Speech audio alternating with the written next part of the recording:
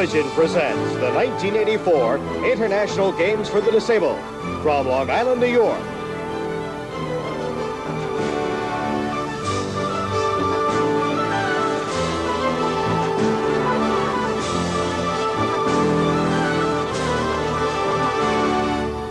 This portion of our games coverage is being brought to you by Apple Bank for Savings, with 16 convenient offices in Manhattan, Nassau, and Suffolk. By Long Island Cadillac Dealers. Cadillac, the official car of the International Games for the Disabled.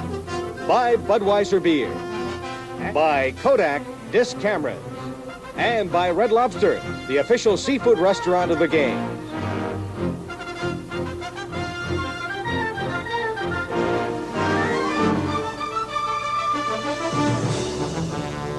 From Mitchell Park in Uniondale, Long Island, it's the 1984 Disabled Olympic Games.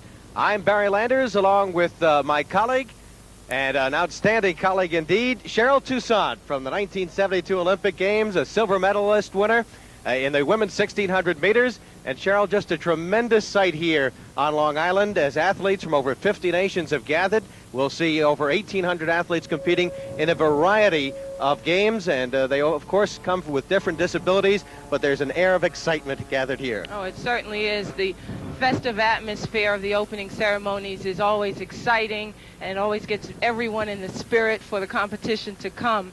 And these are some very talented athletes that we're going to see in the next few days competing, and I'm sure that they will feel very pleased to be able to compete forth many thousands of people watching them.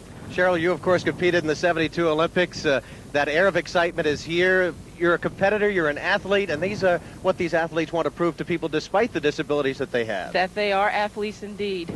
All right, Carl Reuter is standing by, our colleague who will be down on the infield, as of course we have tremendous festivities coming your way. President Reagan is expected within the hour, and let's go to Carl right now. Down on the field here, Barry, Carl Reuter, there's a lot of anticipation, a lot of festive mood down here. People in the stands from many different countries coming to support their nations. And so far, it looks like it's going to be a nice crowd here. The stands are filling up with great anticipation for these games. Barry? Going to be done again? No, I think we'll be... We're back here as Barry Landers and Cheryl Toussaint are back here, and we look out on a beautiful scene, a large crowd gathering, as you can see. And we'll be back with more of our coverage of the 1984 International Games for the Disabled in just a moment.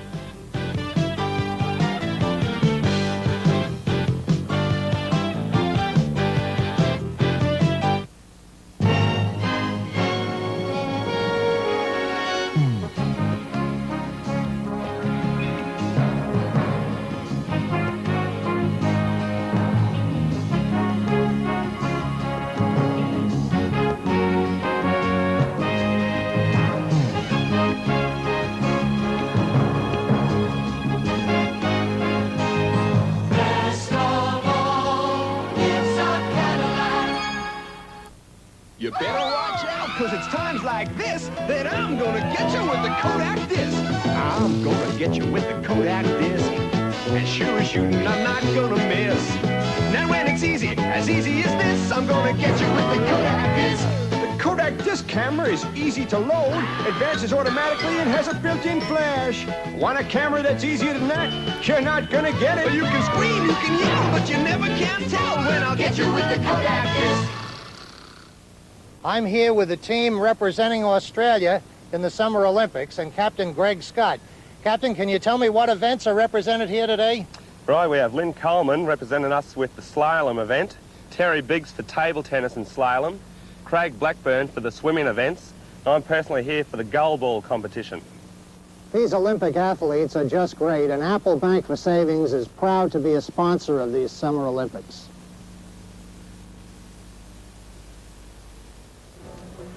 And part of the scene here at Mitchell Park in Uniondale, Long Island, just a stone's throw away from the Nassau Coliseum, and there's Richie Havens performing, outstanding folk balladeer, part of the outstanding entertainment that the folks here coming into Mitchell Park will be enjoying, and you too will be enjoying throughout the afternoon, watching on Cablevision and Sports Channel. We're delighted to be bringing you these 1984 International Games for the Disabled.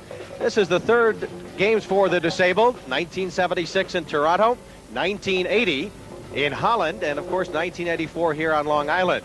They had been an attempt to try to schedule these games in Los Angeles, but because of prior commitments at USC and UCLA to house the athletes, they weren't able to do so. In fact, the athletes are being housed at nearby Hofstra University, which is also just a couple of minutes away from here. Well, this has been an undertaking that thousands of people have been involved with, and one of the men who has probably done more than anyone else to bring the games here and come to a fruition is Mike Machette, the director of the games. Mike Machette's sole responsibility is the entire operation of these games, and we asked him what his thoughts were as these games began in our Apple Bank Spotlight. Well, it's definitely nitty-gritty time now. We're feeling many emotions at this stage. There's definitely a tremendous amount of excitement. I think the event has grown even beyond the proportions that we could have expected initially. With the president coming, the number of countries that have responded, the number of athletes, and a tremendous support that we've gotten from the people of Long Island and Greater New York. Also, at the same time, we're going a little bit crazy right now with the arrivals of delegations and the last-minute details. The staff, my staff has been tremendous. The days run 18 to 20 hours a day now getting details ready. But it's going to happen, and come June 17th at 2 p.m., the event has a life of its own.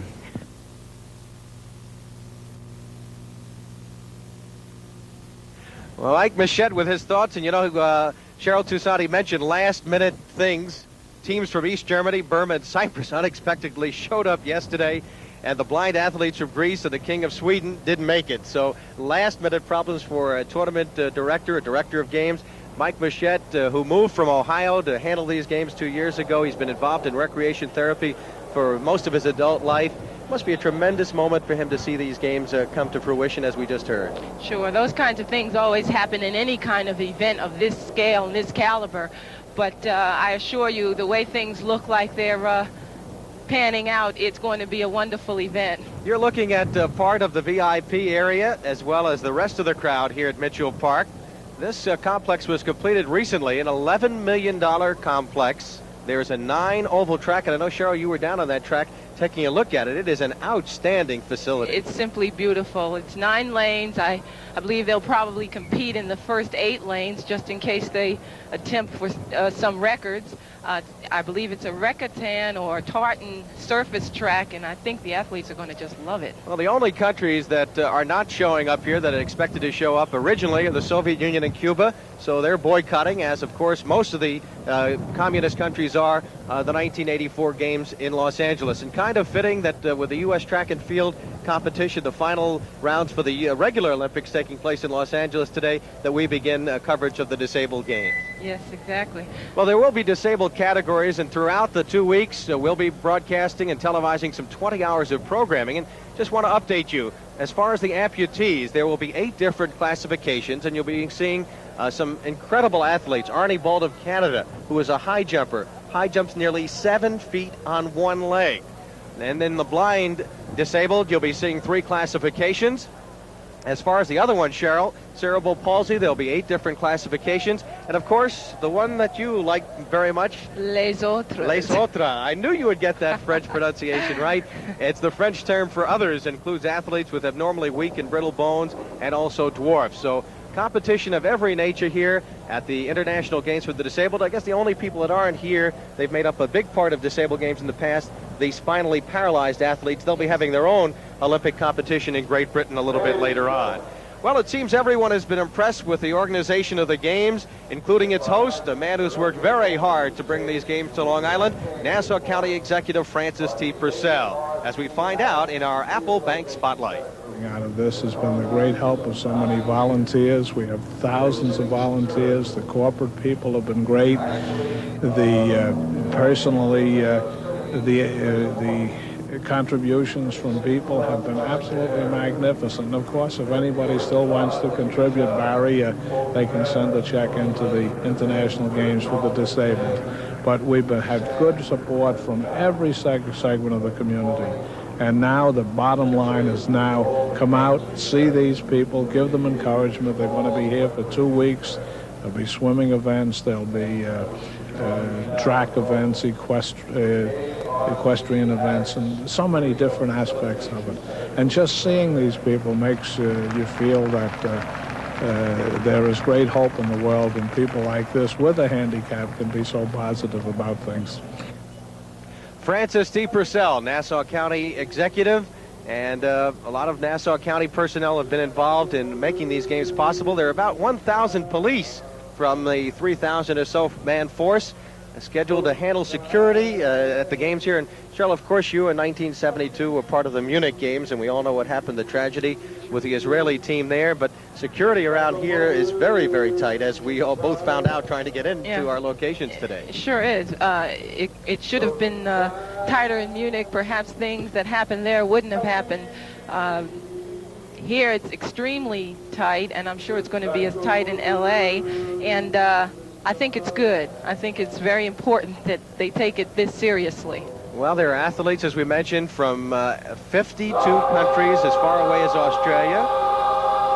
And we, of course, will be bringing you not only the athletic competition, but some entertainment. And let's go to the stage right now and join some of the entertainment already in progress.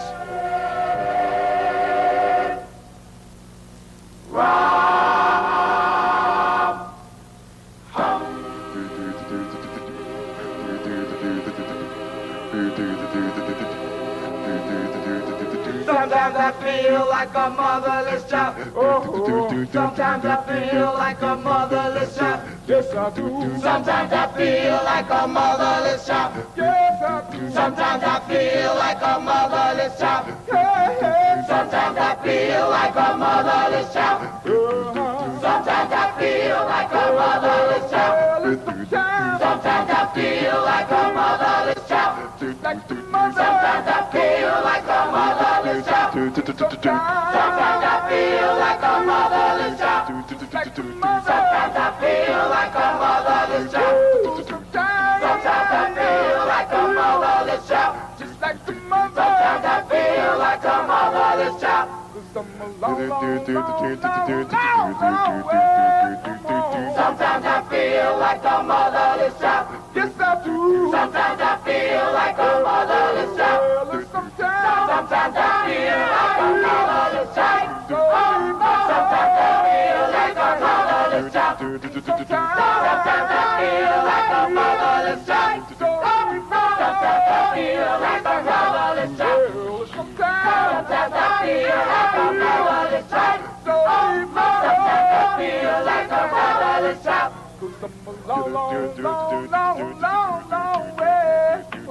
Sometimes I feel like a motherless child. Yes, I do. Sometimes I feel like a motherless child. Sometimes I feel like a motherless child. Sometimes I feel like a motherless child. Sometimes I feel like a motherless child. Sometimes I feel like a motherless child. Sometimes I feel like a motherless child.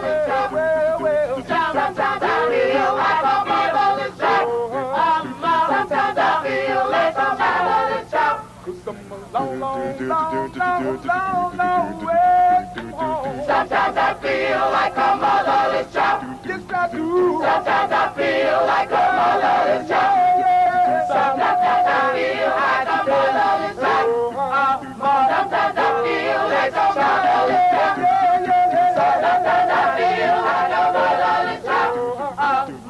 Sometimes I feel like a motherless child. Sometimes I feel like a motherless child. Sometimes I feel like a motherless child.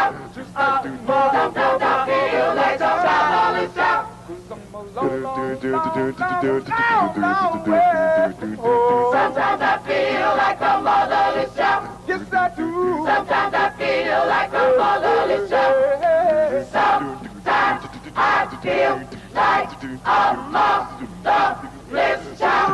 Sometimes I feel like a motherless child.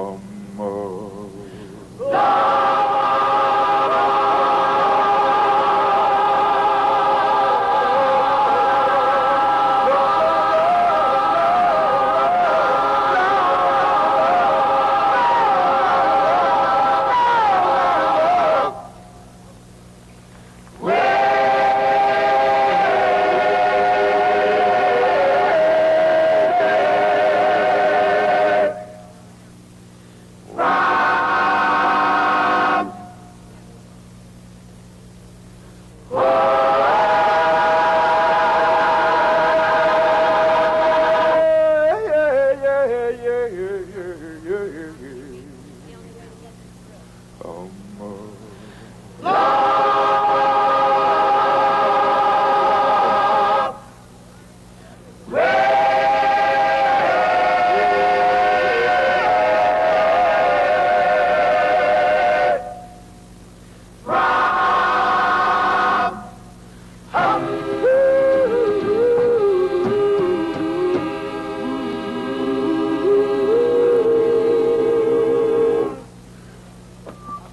ARC Gospel Choir. Yay. Ladies and gentlemen, if that lead voice was familiar to The you... ARC Gospel Choir performing before a big crowd gathering here at Mitchell Park in Uniondale. Some 15,000 seats are on hand here, and most of them are filling up right now. And we'll be back with our coverage of the opening ceremonies of the International Games for the Disabled in just a moment, right after this message.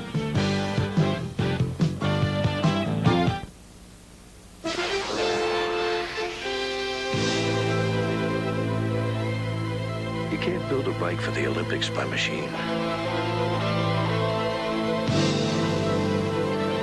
Each tube's got to be custom fit to transfer weight into forward momentum. After all, a champion should ride a champion. To everyone who's working hard for America's Olympic effort, this Bud's for you.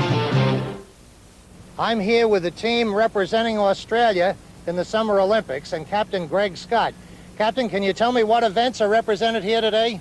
Right, we have Lynn Coleman representing us with the slalom event, Terry Biggs for table tennis and slalom, Craig Blackburn for the swimming events. I'm personally here for the goalball competition. These Olympic athletes are just great, and Apple Bank for Savings is proud to be a sponsor of these Summer Olympics.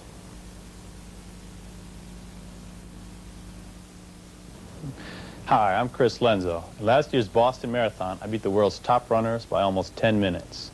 And this year, I'll be racing in another major event, the International Games for the Disabled. Right now, you can help support the Games when you buy a cup of clam chowder at any Red Lobster on Long Island. For every cup you buy, Red Lobster will donate 50 cents toward the Games. So come on out and support the Games on Long Island and see world-class athletes without going to LA. Back at Mitchell Park in Uniondale, Long Island, the International Games for the Disabled, the opening ceremonies on a cloudy day. Very, very good day to watch an event. Temperatures are about in the 70s, and there is a nice breeze blowing. The only thing we don't have is sunshine. But there's a big core of press here from Washington, around the country, and certainly from the metropolitan area. And our man in the midst of that press corps, let's go to Carl Reuter. Barry, down here on the field with Glenn Goldberg. Glenn, Media Row is really filling up, and we've seen people from all over the country down here. Well, we've seen people from all over the world. It's incredible. There must be a couple hundred people here, and there's just no room for anyone to stand. The White House just delivered like a busload of people, and I think 80 to 100 people got off. People from all over, as we said, a lot of coverage and well-deserved. It is, and it's like a Tokyo subway here because they just continue to crowd them in. And Barry, we think we've seen something with Stanley Cup Finals. Oh, it's nothing like this. The stands are filling up. I'd estimate about 10,000 people here right now. People still coming in and really anticipating the nations coming in and walking and displaying their colors of their countries, and just an event that everybody is really waiting for. Yeah, it looks like it's going to be a really good day. The rain's holding off. I'm sure everyone's waiting forward to see the United States team marching at the end. Okay, Barry? Thank you very much, Carl and Glenn Goldberg down on the field. And the New Image Drum and Bugle Corps has just come out of the infield here at Mitchell Park, and they'll be entertaining before the crowd that is really building. Cheryl, as we mentioned earlier, we'll be seeing athletes of a variety of disabilities, amputee, blind, cerebral palsy, les autres, and also, as we mentioned, the spinal paralyzed not here. But the pageantry must be very similar to, of course, what 1984 in Los Angeles next month is going to be like, as these athletes are gathered here, and the anticipation of the athletes as they get set to march in, and they'll be marching in about 45 minutes, must be something great. Sure, they have to be very enthusiastic, some probably somewhat apprehensive for the competition to come, but they've got to be excited. This is probably a high point in their athletic career, for most of them at least, and just as any other athlete, and many of them look forward to this moment, this week, which they've worked so very hard for. You know, one of the things that impressed me in being down here earlier this week and watching some of the athletes work out and talking to them, they train as hard as an athlete training for the Los Angeles Games would. Oh, probably even harder. I'm sure that they don't take many of the things that some athletes who are more able, so to speak, or at least considered to be, might for granted. They really train hard, they take it seriously, and their hearts are as big as anyone else's. We'll be competing in 20 different sports here throughout the games, including track and field, and Cheryl will be working with me at track and field. You'll be seeing swimming, weightlifting, wrestling, archery, cycling, wheelchair soccer, table tennis, equestrian events, and fencing. All of these events taking part in the International Games for the Disabled. And as we mentioned earlier, in each of these events, athletes are classified by the nature and degree of their physical disabilities. Let's go right now to the New Image Drum and Bugle Corps down on the field and pick up some of their fine music.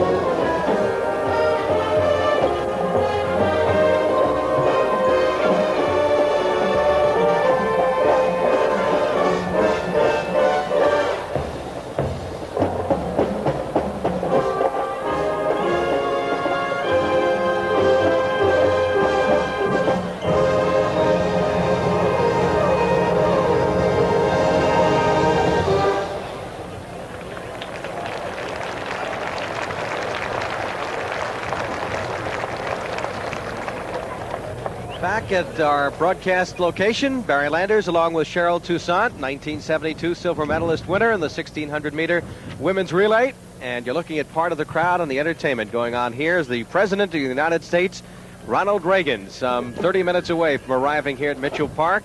The formal part of our ceremonies will be getting underway. Well, a lot of people, thousands in fact, have worked to bring these games to Long Island, including the torch architect, Zev Silberman. And as Zev Silberman explains, it was a new experience for most, as we learn in our Apple Bank Spotlight. Our end of the contribution was developing the torch itself for the Olympics.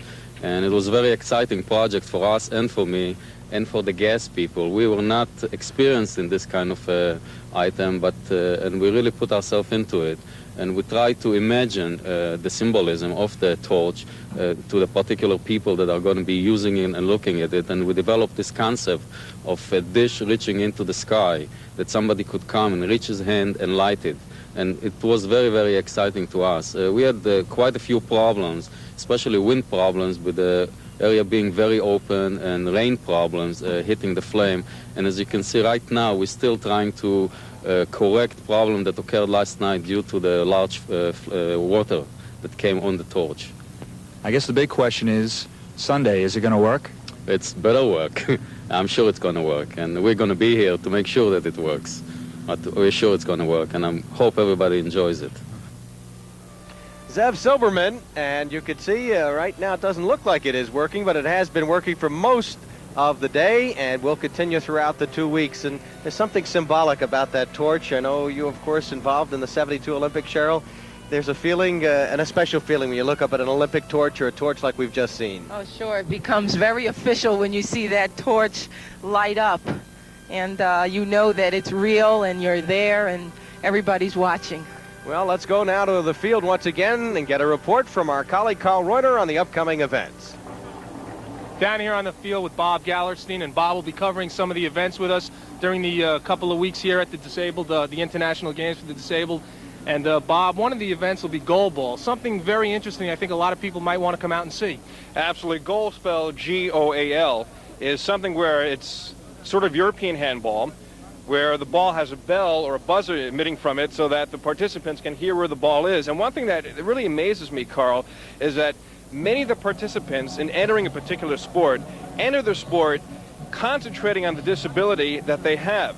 So in a way, it makes them, maybe gives them a superiority complex and saying, hey, not only did I overcome my, quote, disability, what is technically labeled disability, but also I have excelled in a particular sport.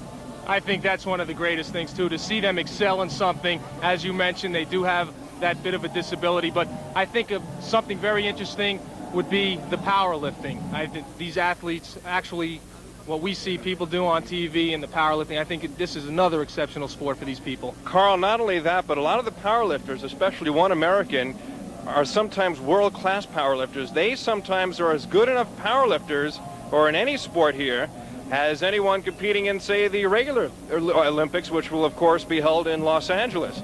So we're not only talking about athletes that are disabled, we're also talking about world-class athletes, period, regardless of any sort of disability. Bob, we're looking forward to your coverage, and we're glad you were able to come by and talk a little bit about it. And you'll see Bob in the next couple of weeks covering those events. Barry?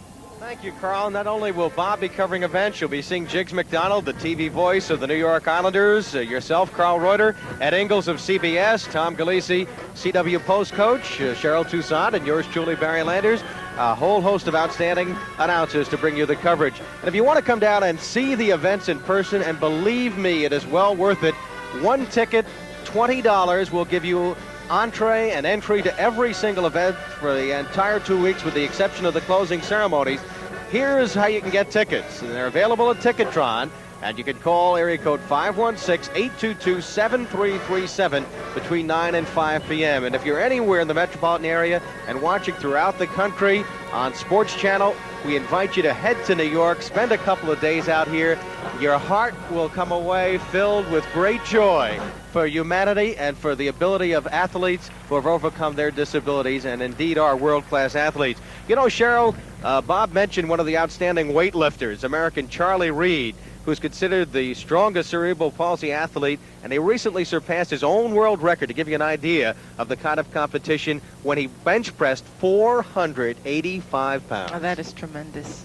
I wonder that might not put him in the national ranking somewhere. We talked about Arnie Balt. Tricia Zorn is an American swimmer on scholarship. She's almost totally blind, on scholarship to the University of Nebraska. She's going to be competing in the women's sighted opportunity to go to the Olympic Games, as well as in the disabled games. She's a world-class swimmer. Again, another story of overcoming a disability. We'll be back with more coverage, of course, throughout the weeks and throughout our coverage here, continuing from Mitchell Park in Uniondale as we watch the Drum and Bugle Corps, the New Image Drum and Bugle Corps, perform down on the field. And let's pick up some more of their music right now.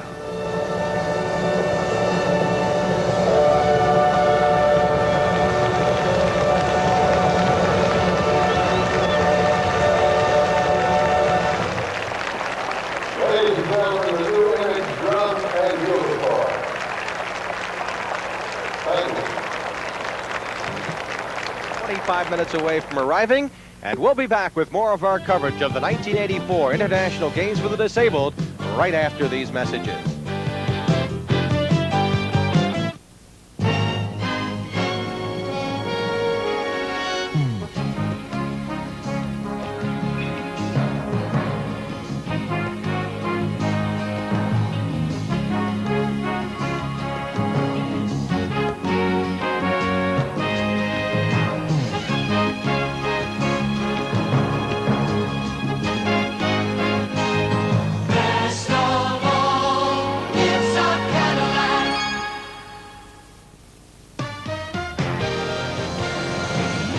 This bud's for everyone who takes the power and sends it down the line. This bud's for you. For all you do, the king of beers is coming through. Yeah, just for you. That distinctively clean, crisp taste that says Budweiser. For all you do, this bud's for you. You better watch out, because it's times like this that I'm gonna get you with the Kodak disc. I'm gonna get you with the Kodak disc. And sure as shooting, I'm not gonna miss. Now when it's easy as this, I'm gonna get you with the Kodak disc. The Kodak disc camera is easy to load, advances automatically, and has a built-in flash. Want a camera that's easier than that? You're not gonna get it. You can scream, you can yell, but you never can tell when I'll get you with the Kodak disc. More entertainment coming up for the crowd of almost 15,000 here at the Mitchell Park Complex in Uniondale. Richie Havens is back performing his splendid work, and we'll have a chance to tune in, and let's do it right now. Going back to my roots, the place of my birth, back down to earth. I'm talking about the roots in the land, talking about the roots in the man, zipping up my boots, going back to my roots, going down, got my head turned around, going back to find myself. I can't live with nobody else who's living in the world of fantasy. Going back where I can be me. Found the riches in finding the time. Finding out happiness is just a state of mind. Just a state of mind. Zipping up your boots. Go on back to your roots. The place of your birth. Back down to earth. Not talking about the roots in the land. Talking about the roots in the man. Zipping up your boots. Go on back to your roots. It's not black. It's not black. It's not white. It's not white. It's not red. It's not red. It's not yellow. It's not black. It's not black. It's not white. It's not white. It's not red. It's not red. It's not yellow. It's not black. It's not not white. It's not white. It's not red. It's not red. It's not yellow. Down to earth. Down to earth. Down to earth. Down to earth. Down to earth. Down to earth. Down to earth. Down to earth. It's not black. It's not black. It's not white. It's not white. It's not red. It's not red. It's not yellow. It's not black. It's not black. It's not white. It's not white. It's not red. It's not red. It's not yellow. It's not black. It's not white. It's not white. It's not red. It's not red. Yellow.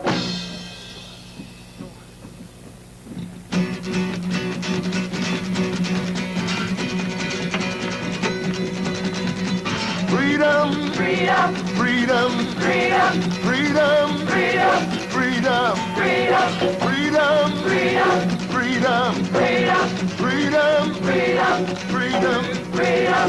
Sometimes I feel like I'm mother's child. Sometimes I feel like I'm mother's child. Sometimes I feel like I'm mother's child. A long way from my home. Love, singing freedom, freedom, freedom, freedom, freedom, freedom, freedom, freedom, freedom, freedom, freedom, freedom, freedom, freedom, freedom. Sometimes I feel like I'm almost gone. Sometimes I feel like I'm almost gone. Sometimes I feel like I'm almost gone. Away from my home, singing freedom, freedom, freedom, freedom, freedom, freedom, freedom. Clap your hands, clap your hands, clap your hands, clap your hands, clap your hands, clap your hands. I got a telephone in my bosom, and I can call him up from my heart. I got a telephone in my bosom, and I can call him from my heart. When I need my brother, brother, when I need my father, father, when I need my sister, sister, when I need my mother, mother. I'm not afraid to say it, I'm not afraid to say it, I'm not afraid to say it, I'm not afraid to say it, I'm not afraid to say it.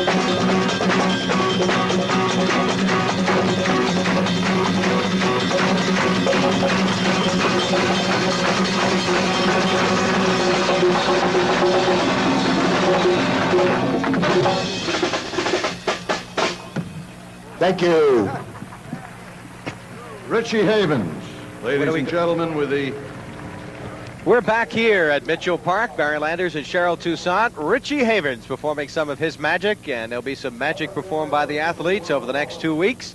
And we invite you to tune in to Cablevision and Sports Channel throughout the country. You'll be watching on Cablevision affiliates in Long Island, Westchester, Connecticut, New Jersey, including Bergen and Bayonne, and we welcome the folks there, along with Boston and Chicago, and also on Sports Channel in New York and New England, Sports Vision in Chicago, Sports Time St. Louis in the Midwest, and Sports View in Milwaukee. Now let's go to the field and Carl Reuter with Hank McCann. Down here with Hank McCann, the Director of the Media Relations for the games. And Hank, we talked a little bit earlier, Glenn Goldberg and myself, about all the media personnel that has been arriving, and it was your job to kind of give out the credentials. That's right, and we've been busy at it, more busy each day as we've approached this moment. Now, you said the process, the planning period has been some 2 years in getting the games going. Right from the beginning, yes, just about 2 years, and that's 2 years short of what we really needed. Now, how many people are actually here? How many credentials did you give out, if you could give it in a number? Probably about 600 for media people, radio, television, and print. And once everybody heard the president was coming, you had even more applicants come in. The second tidal wave began right then, like last Tuesday. But it's worth it to see a spectacle like this come to Long Island. It actually is, and to get the message out that these games are all about it's wonderful. They're very special people, and it's very well put here with some 12,000 people. You said these stands hold, and it looks like they're filled up, and I think they're going to see quite a show. I think they certainly will, too. Hank McCann, you've done a great job, and thanks for coming by and talking with us. Thank you very much, Carl. Okay, Barry? Athletes in some 20 sports will be competing, and Kathy Lee Crosby will be performing shortly as well. And right now she is speaking, and let's see if we can tune in on Kathy Lee Crosby. Better understanding. A door to limitless possibilities. A door to dreams which before these last few years were thought impossible. And because of this, you have indeed brought a new dimension to the word hero.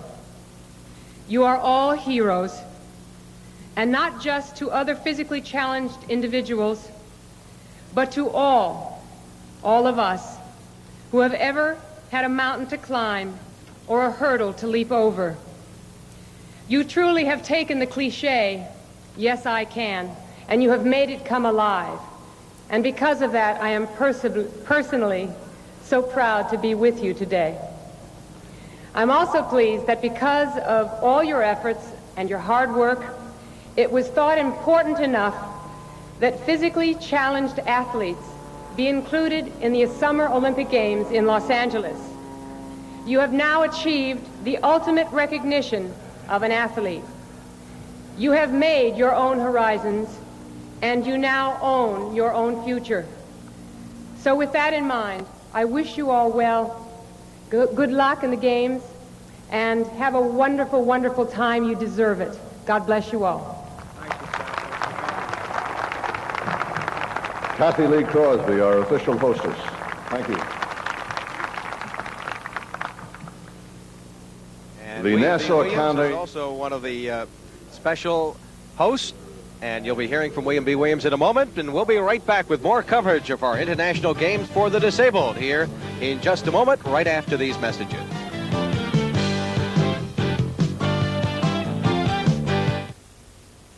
This Bud's for everyone who scrapes it, sprays it, and lays it on smooth. This Bud's for you, for all you do. The king of beers is coming through. Yeah, just for you. That distinctively clean, crisp taste that says Budweiser. For all you do. This Bud's for you.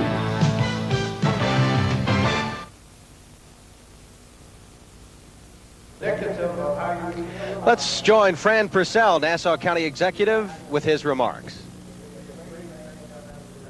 This great country of ours. There are so many people here today that it would be impossible to introduce all of them. But I would like to just give you the names of the people who are on the executive committee of this games, and then a few other dignitaries that have been involved in it. The executive board, and please, no applause, I just want to read their names. Dr. William Callahan, Jack M. Weinstein, Dick Bryant, Evelyn Collins, Rocco Campanero of the Long Island Federation of Labor, Mr. Arthur Copeland, who is the United States Association for the Blind Athletes, Joseph A. Forte, Deputy Superintendent of BOCES Schools in Nassau County, Mr. Craig Huber, United Cerebral Palsy Association, and Ben Lipton, who is the man who 2 years ago came to me and said, I think we should have these games in Nassau County, and he was the fellow that started the ball rolling.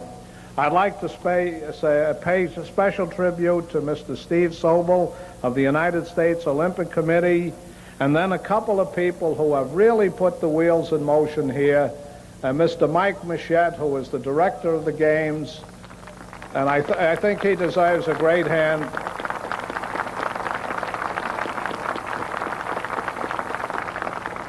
And nobody would recognize it more than Mike, the tremendous numbers of volunteers and people throughout this county who have come to the aid of this great event here, and I'd like to thank them.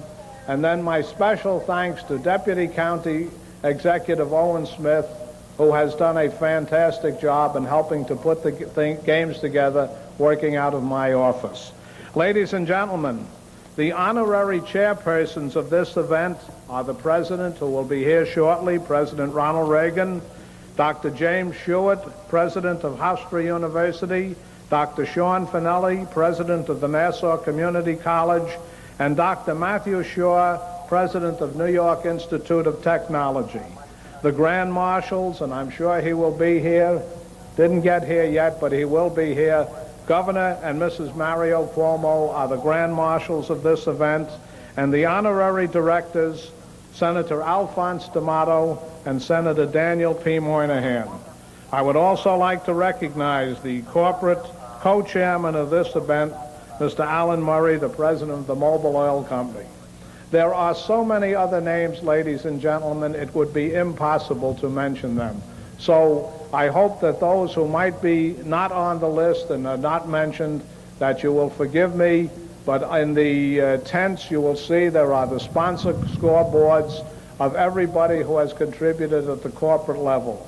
Ladies and gentlemen, again, I welcome you to the County of Nassau and hope that you enjoy these wonderful events which start today. Thank you very much.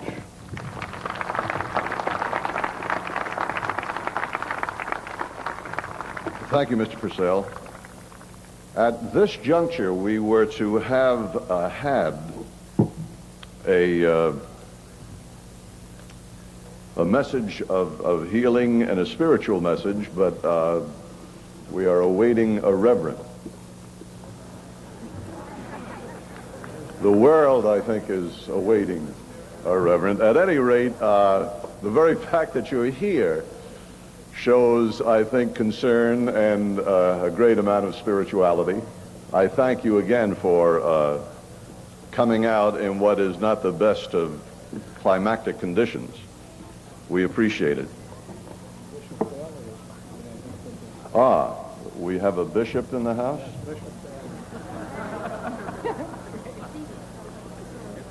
Is there a Bishop Bailey? Bishop? This is not, I must tell you, this is a change in the program. For the bishop to rise to the occasion shows... Bishop, would you lead us in a spiritual message? Thank you, sir. It is most appropriate on Father's Day that we should call upon the Father of us all in a very special way to bless these young athletes who have accomplished so much and are such a source of encouragement and inspiration to all of us. We ask the Father's blessing on them today and throughout their lives. We ask the Father's blessing also upon all those who have made this day possible or these days possible, and the opportunities that they offer to these young people in this world in which there is such a need for encouragement and challenge. As has already been said, these young people provide all of us with all of the challenge, with all of the inspiration, and with all of the encouragement that we need as a people and as the children of the one Heavenly Father. We ask the blessing of that Father on all the things that happen here during the course of these games. Amen.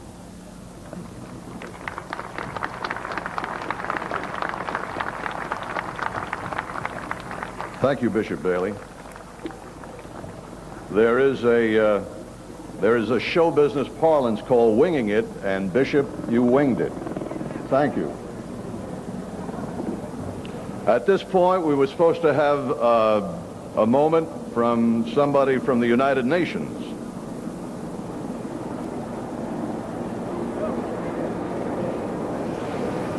Here's the President's helicopter, and we'll be right back with our coverage in just a moment after these messages.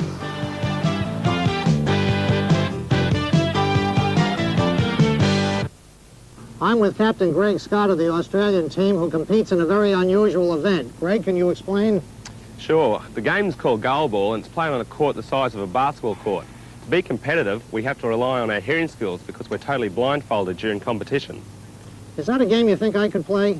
Well, at the start, I'd sit back and watch for a while. These Olympic athletes are just great, and Apple Bank for Savings is proud to be a sponsor of these Summer Olympics.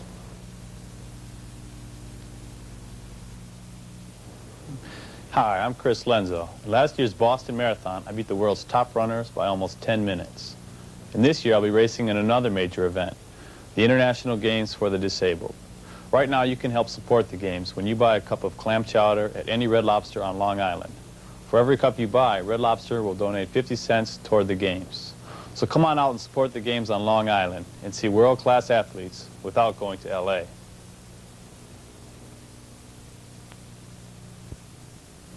Two helicopters landed moments ago, one carrying a huge number of the White House press corps, another carrying the President of the United States, President Ronald Reagan. And that is the President's helicopter, and the President has just, I believe, stepped out, and you'll be seeing the President shortly as he gets set. I believe he was accompanied from Kennedy Airport by Senator Alphonse D'Amato, and he will be arriving at the podium shortly as a large contingent of the White House press corps also landed in a second helicopter just moments ago, as we saw going to the break. Meanwhile, the ceremonies continue on the podium just below us. As you could see, the large crowd of some 12,000 gathered here at Mitchell Park in Uniondale on the opening day ceremonies for the 1984 International Games for the Disabled. The President will be making an address, and of course earlier in the week, Cheryl, he honored the Boston Celtics at the White House, and very interesting afternoon. The President has done quite a bit of that with the sports teams. Of course, he's an old sportscaster. Of course, he's showing his concern, and rightfully so. These athletes deserve it. They certainly do, and the two senators, Senator Moynihan and Senator D'Amato, are going to be here, as well as the Grand Marshal, the Governor and Mrs. Mario Cuomo, and they have not arrived as yet, we understand. But the President is making his way behind us. Well, another helicopter is apparently landing for security purposes. Perhaps the President will be in this helicopter. Our information was that he had already landed, but a second helicopter is landing here, and a lot of security here. Nassau County Police, along with Secret Service, FBI, special White House security. As you might expect, things are very, very tight. As we see the second helicopter landing on the near side.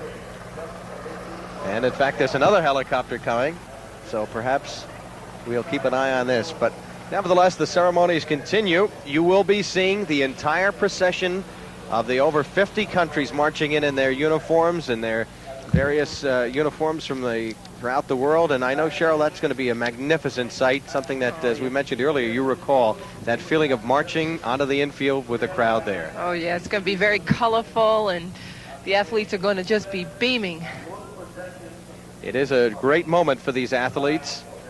As we've said, many of them have overcome disabilities, some severely handicapped in a variety of ways. They'll be blind athletes. They'll be athletes that are disabled because of amputation, cerebral palsy, and of course other athletes, dwarfism, and of course other athletes with the brittle bones. So we expect the President to be making his way shortly, and we will be, of course, bringing you his speech as well as the other ceremonies taking place. Let's go to Carl Reuter right now and see if he has any further information in the midst of that large press corps. There is a hush in the crowd right now, a gentleman speaking, but Barry, there is also a buzz in the crowd, the anticipation of the President arriving soon. Security has been very tight all morning long and all afternoon, and the expectant of Mr. President, who should be here arriving shortly, and when he does come, he will make his speech. But there is very tight security all around here, and it should be that way as the President makes his way through. Barry? Helicopters have landed, Carl, and a fourth one is making its way out here.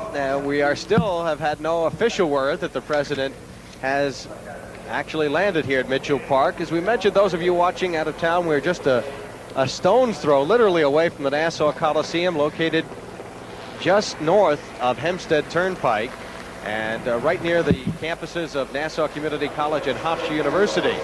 Now this extra helicopter is coming down, and there you can see it just behind us, and I do believe that this one finally will have the President.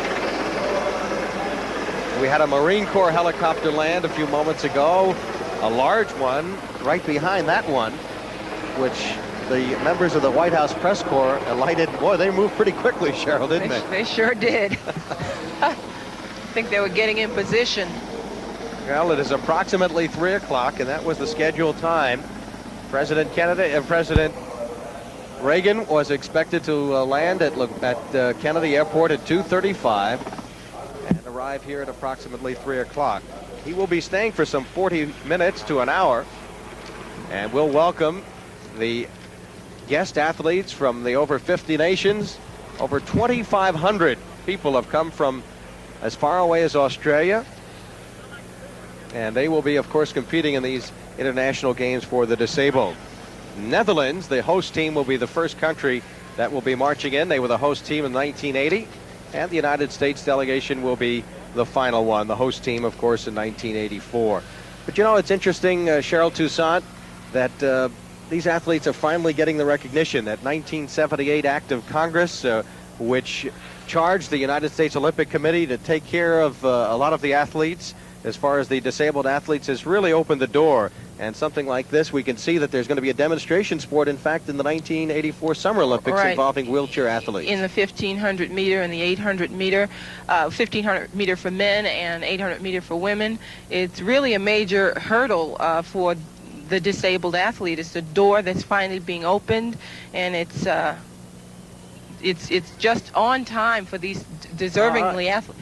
All right, as you can see, President Ronald Reagan has gotten off the helicopter, or is it the president? We thought it was.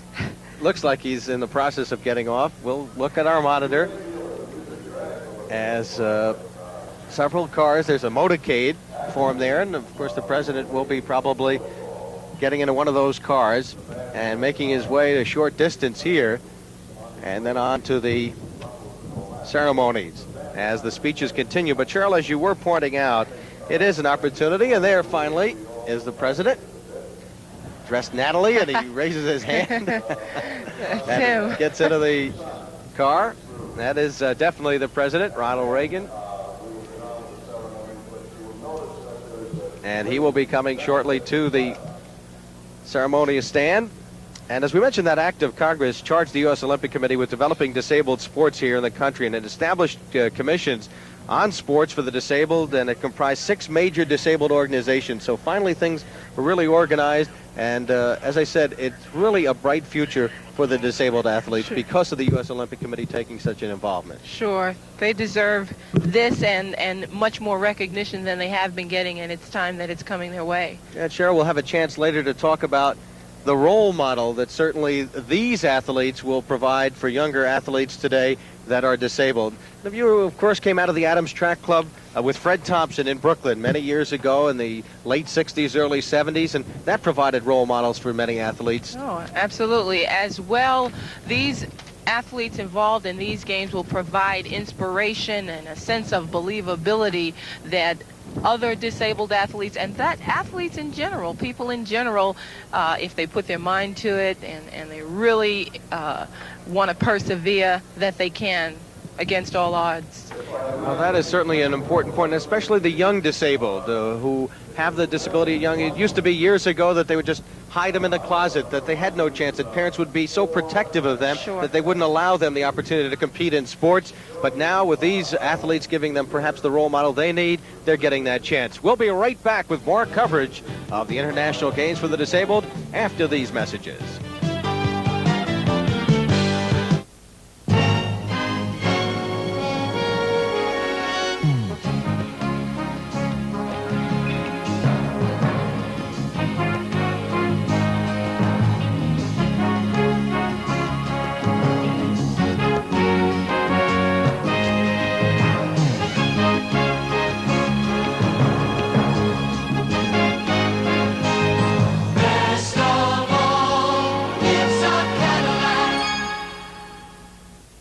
You better watch out, because it's times like this that I'm gonna get you with the Kodak disc. I'm gonna get you with the Kodak disc. As sure as shooting, I'm not gonna miss. Now when it's easy as this, I'm gonna get you with the Kodak disc. The Kodak Kodak disc camera is easy to load, advances automatically, and has a built-in flash. Want a camera that's easier than that? You're not gonna get it. You can scream, you can yell, but you never can tell when I'll get you with the Kodak disc. Back at Mitchell Park in Uniondale, Long Island, part of the crowd gathering as these opening ceremonies are just about an hour and 3 minutes underway. And I am Barry Landers along with Cheryl Toussaint, 1972 Olympic silver medal winners in the 1600-meter races.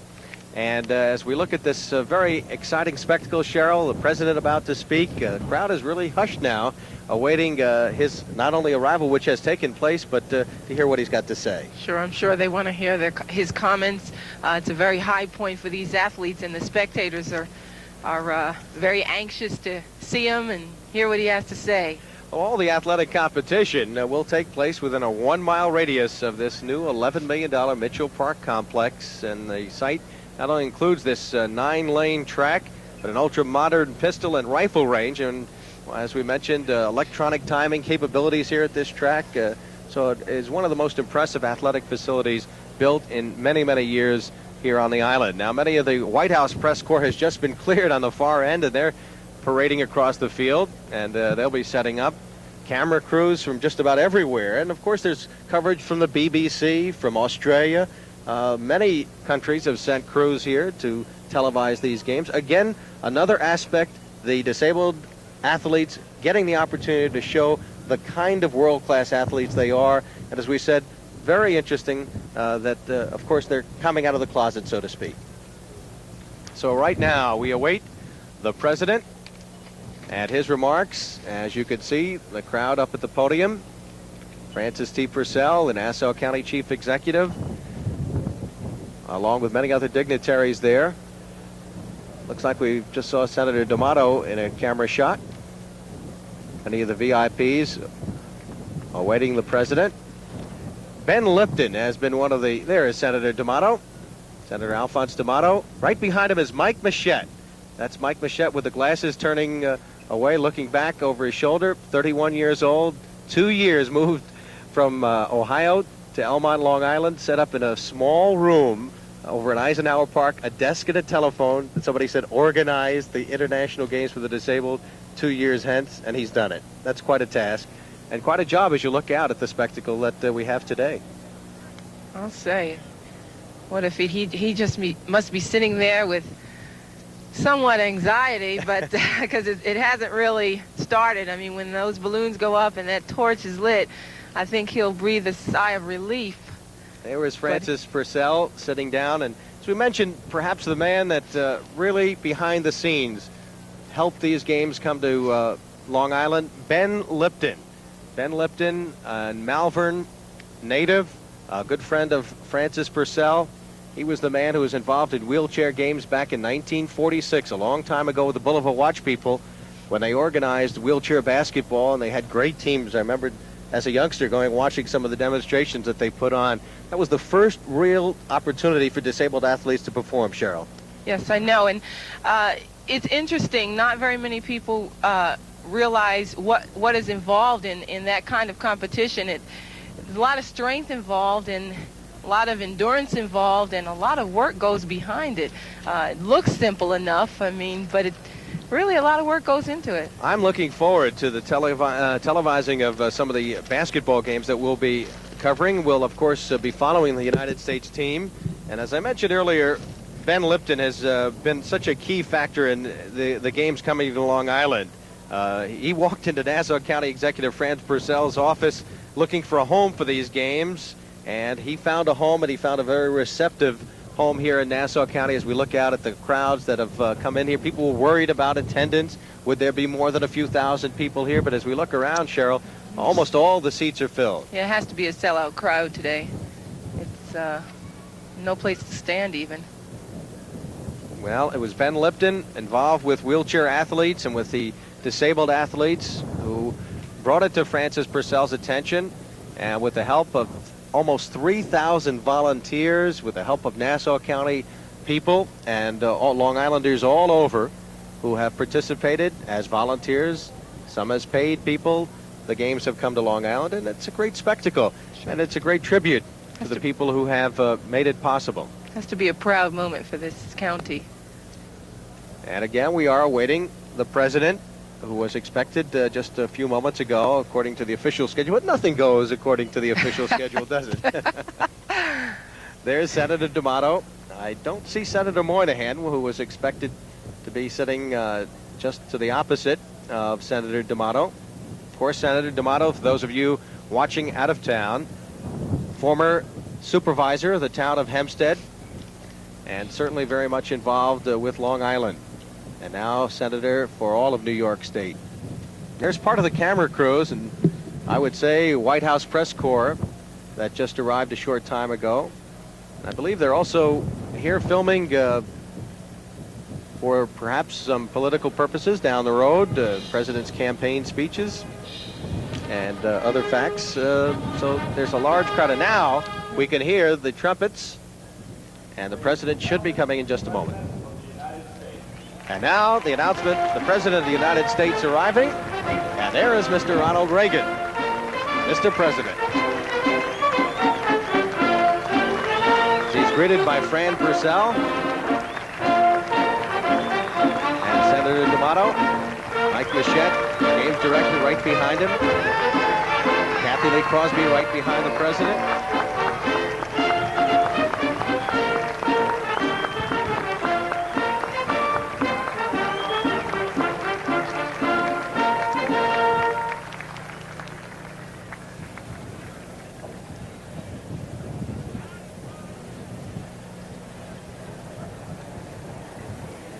And I'm sure we'll be having an introduction. Here's Jiggs McDonald, colleague on the New York Islander broadcasts, and the voice, the television voice of the Islanders, for the introduction.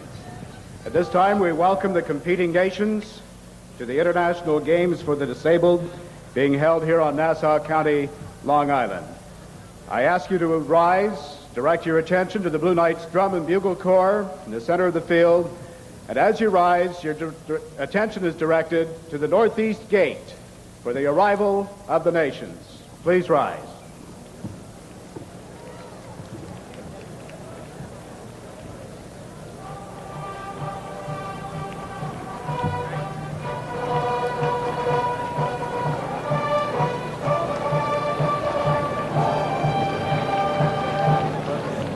The first nation to arrive was the host nation in 1980, the Netherlands.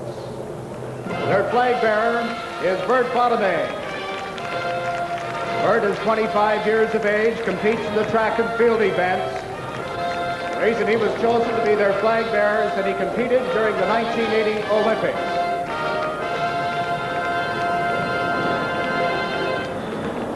The national flag of the Netherlands, with its horizontal stripes of red, white, and blue, dates from the 1600s. The Dutch tricolor became a symbol of liberty and inspired other revolutionary flags around the world. Today, Dutch citizens are permitted to fly an orange pennant above the tricolor on occasions of national importance. Bert Bottomay and the delegation from the Netherlands.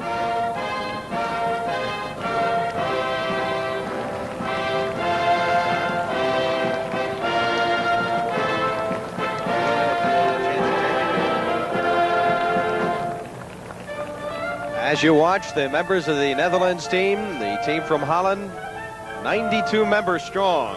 Blind athletes, there are 15 of those. Cerebral palsy, 17.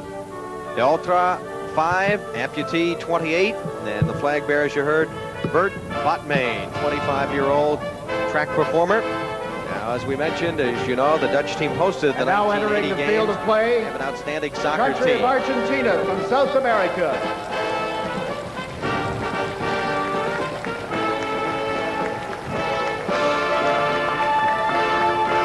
Argentina.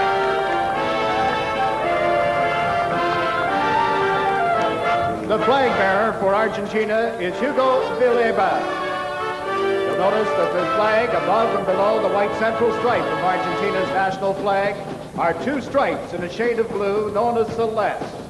This color, together with white, became a national symbol early in the 19th century. The May sun commemorates the appearance of the sun through the clouds and independence for Argentina.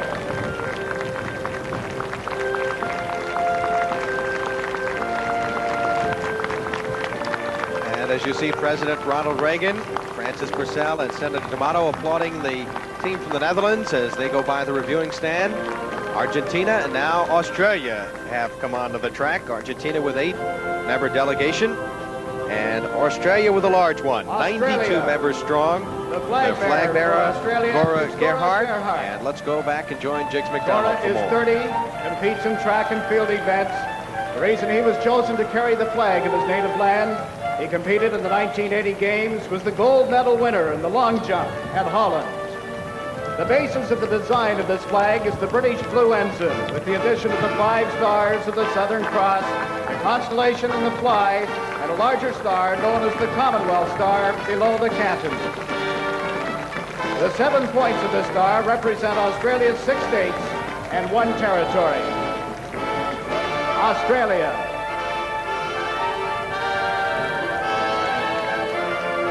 The Australian team expected to do well in the amputee track and field events and also in swimming.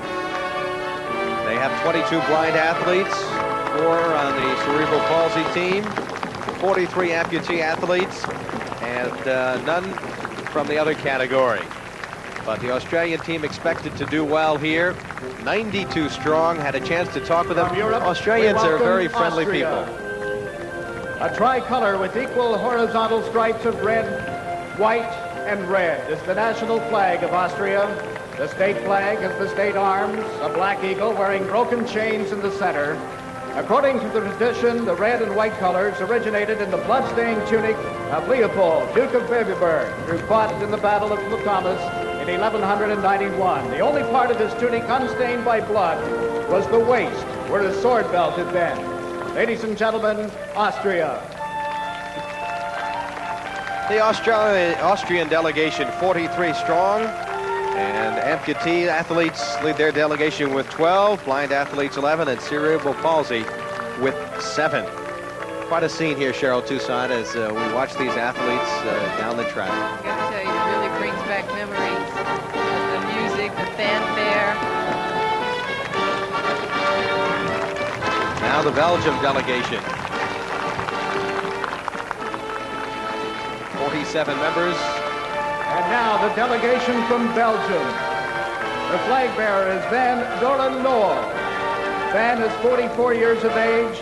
He competes with their tennis team. The reason he was chosen is that he is the eldest athlete on their delegation and a great human competitor. Their flag, a vertical tricolor of black, gold, and red, almost square in shape, describing the flag of their nation.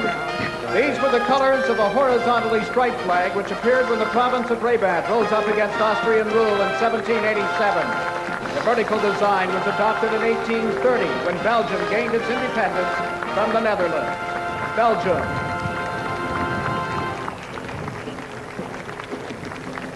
And now Belgium followed by Brazil. Belgium, by the way, with 47 athletes, led by their CP athletes with 19. Their CP team's considered very strong. We ask that you take your seats. Brazil, and enjoy 29 strong. The procession as the nations arrive. And now Brazil, the flag bearer, Mario Sergei Fonte. Mario is 27, competes in track and field, chosen as the national blind Brazil champion go by the of presidential Brazil. reviewing stand. The green flag CP of Brazil athletes lead them with 10. Diamond shape containing a blue disc representing the night sky seen over Rio de Janeiro. Followed by Burma. So around the world, Cheryl Toussaint, the countries continue to come. Order and progress. The green color symbolizes Brazil's vast forests. The yellow We of the can't diamond hear shape Jiggs very well represented here. great mineral wealth. And now Burma from Asia. Since its independence from Britain in 1948, Burma has had a plain red flag with a dark blue canton charged with white symbols. The only change came in 1974, when the symbols were altered to represent the new socialist ideology. Welcome, please, the nation of Canada. The present design of Canada's flag was adopted in 1965. The flag is red with a white square, the full width of the flag in the center. The square is a large red maple leaf, Canada's national emblem, and the red on each end depicts Canada stretching from sea to sea, the Pacific on the west, the Atlantic on the east. The flag bearer is Tim McIsaac. Jim is 25 years of age and a swimmer representing Canada. The reason chosen, he competed in the Olympics in 1980 and set 4 records. He was the Canadian Junior Athlete of the Year in 1976 and a nationally carded athlete through Sport Canada, the nation of Canada. 198 strong, 55 blind athletes. 50 will be competing for the cerebral palsy team, 30 in the amputee area. And Canada, of course, features the competition of the best athlete, Arnie Ball. There is Lars Peter Olsen. Lars is 25, now Denmark competes coming in the discus, javelin, and shot put. He was chosen as he competed internationally for the first time 10 years ago. Their flag is the white cross on a red flag, the simple design of the Danish, known as the Spirit of Denmark. It may be the oldest national flag to be used continuously since it originated. 51 athletes strong. The Danish have an excellent swimming team contingent here, led by their CP athletes 15, blind athletes 12, and amputee with 7. The flag of Africa's nation of Egypt is a tricolor of equal horizontal stripes of red, white, and black, with the arms of the Federation in the center of the white stripe. The arms consist of a gold hawk representing the tribe to which Muhammad, the founder of Islam, belonged. And below it, a scroll bearing the words Federation of Arab Republics in Arabic script. The flag flown in Egypt has the name of the country beneath the scroll and was adopted as the official flag in 1972. The Faroe Islands, the flag bearer, Christopher Rasmussen. Christopher is 20 and will be competing in the swimming events. The Faroe Islands officially adopted the flag in 1948. The national and merchant flag of the Faroe Islands, which are a part of Denmark, is a red cross, fimbriated in blue on a white field. As in other Scandinavian flags, the upright limb of the cross is placed towards the hoist. Faroe Islands, located between Iceland and Scotland, some 50,000 people. Of Germany. Now the large contingent from West Germany. Ewald Kuntz. Ewald, ladies and gentlemen, is 56 years of age. He was chosen as he competed in all athletics in the Olympics of 1976, 1980, and is here with us in 1984. West Germany flies the national flag with horizontal stripes of black, red, and gold colors associated with the struggle for a united Germany from the period of the 1830s. West Germany, by the way, should do well in team sports. The CP swimmers with apparently a very strong contingent over here. 143 strong. Now Finland is coming up, and they have 70 athletes here, led by 27 amputee athletes. Now arriving, Finland, the flag bearer, Adi Karkania. Adi is 45.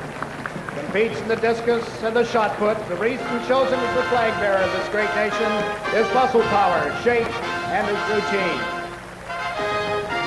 The present national flag of Finland was adopted soon after independence from Russia. The flag is a light blue Scandinavian cross, the cross offset towards the hoist on a white field. The colors symbolizing Finland's blue lakes and white snow. At the center of the cross, the state flag bears the national coat of arms, consisting of a yellow lion rampant holding a sword and standing on an oriental scimitar, all upon a red field. The Finns expected to be strong in swimming and team sports. 27 amputee athletes making up their 70-member delegation. And now the French athletes. Welcome, France. The flag bearer, Robert Rosé. Reason chosen, long career in the oldest French disabled club and for his fair play. The present national flag of France, the blue, white, and red tricolor, is one of the best known flags in the world. Its design of vertical stripes originated in the French Revolution. The width of the stripes has varied over the years. To give the visual effect of equal width, the red stripe is wider than the white, which in turn is wider than the blue. 31 amputee athletes leading their delegation, 25 with cerebral palsy. And the French amputee team in track appears to be very strong, and we'll be following them, Cheryl and I, throughout the next 2 weeks. Now the German Democratic Republic, East Germany, will be next. They have 6 members here, 4 blind athletes. And they have exceptional runners, we are told.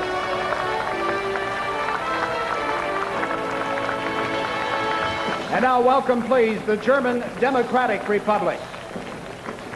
They weren't expected to be here. They were a last-minute arrival, just came in yesterday, Cheryl. The flag, the arrangement of black, red, and gold stripes in the national flag of East Germany is also to be seen in the national flag of West Germany. The East German flag has a state emblem in the center.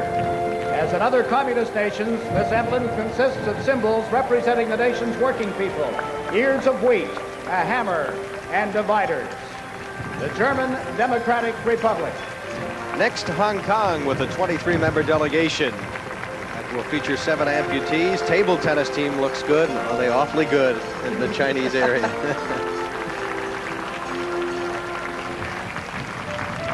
We'll also be featuring table tennis in our coverage throughout the 2 weeks. And now the delegation from Hong Kong, the flag bearer, Eddie Lau. Eddie is 29, competes in all athletics, and he is the team captain of our contingent from Hong Kong. Although a British dependent territory since 1841, Hong Kong has a distinguished flag consisting of the British blue ensign with the coat of arms of the colony inside a white rondelle in the fly. The coat of arms dates from 1959. In the shield are 2 three-masted junks, and above, in the chief, a naval crown. Gold-crowned lion symbolizing Britain form the crest and the next supporter, while the sinister supporter is a gold dragon representing China. Now coming up, Hungary with 42 members. 10 blind athletes, 6 amputees. And now welcome, please, Hungary. They're expected to do well in team competition. The national flag of Hungary has been a plain tricolor with horizontal stripes of red, white, and green. Hungary.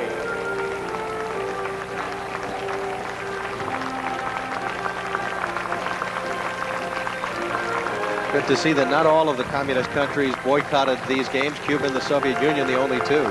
Certainly is. Certainly is. It adds a nice flavor, nice international flavor. There's President Reagan and Senator D'Amato. The next group of competitors comes to us from Iceland. The flag bearer, Ski Larsson. Ski is 33, competes in field events, and was selected to be the flag bearer due to his strength and stature. The design of the Icelandic flag identifies it as one of the Scandinavian group. A red cross, imbricated in white, on a dark blue field, with the vertical limb of the cross set towards the hoist. The design dates from 1915. It became the official national flag when Iceland gained independence from Denmark in 1944. Iceland's 18-member delegation as they march in review for the president. Now India with 10 members. And now arriving led the by athletes 6 of amputee India. athletes. The flag bearer, Sri D.P. Mellandale. A bilateral amputee, national award winner, president of Pine District Disabled Sports and Rehabilitation Association, carrying the flag of India. The flag is a horizontal tricolor of orange, white, and green. The orange represents the Hindu majority, green the Muslim minority, and white a desire for peace between them. In the center of the white stripe in dark blue, the ancient Buddhist Shaka symbol. And now Indonesia, the flag bearer, Ketan Santoso. Ketan is 31 and is the national medal holder. Indonesia's national flag is a simple bicolor of 2 equal horizontal stripes, red and white. The design was adopted in 1945. And now Ireland. 55 members of the Irish delegation. Bridie Linka is carrying the flag, the youngest member of the blind team, a bronze medal winner in discus in the European Games of 1980. The Irish flag was first inspired by the tricolor of the French Revolution. It became the official national flag of Ireland in 1922. Colors have a symbolic purpose. Green represents the fertile countryside of Ireland and its Catholic people, orange the Protestants of Ulster, and white the desire for peace. Now Ireland followed by Israel. 46 members strong. 21 amputee athletes will lead their competition. He's a world champion in his selected sport. As its national flag, Israel flies a design of blue and white stripes based on a Jewish prayer shawl. the center is the ancient six-pointed Star of David. The design was made in America in 1891 and was officially adopted by the new state of Israel in 1948.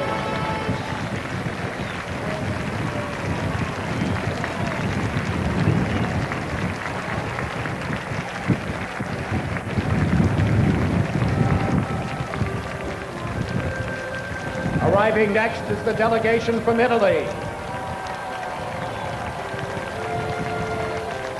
The present design of the tricolor used as the national flag of Italy dates from 1946. The vertically striped tricolor is a symbol of freedom and unity for the Italian people. The colors include green, white, and red. Italy.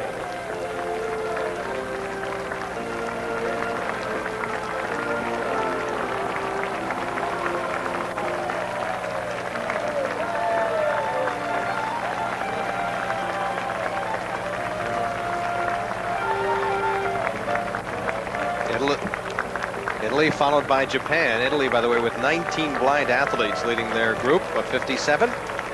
Japan will have 27 athletes competing. Arriving next, the nation of Japan. The flag bearer. The flag bearer for Japan, Yasushi Ushi. He competes in swimming, a high achiever in those events. The geographical position of Japan in the east is expressed both in the name of the country, Land of the Rising Sun, and in the national flag, known as the sun disk.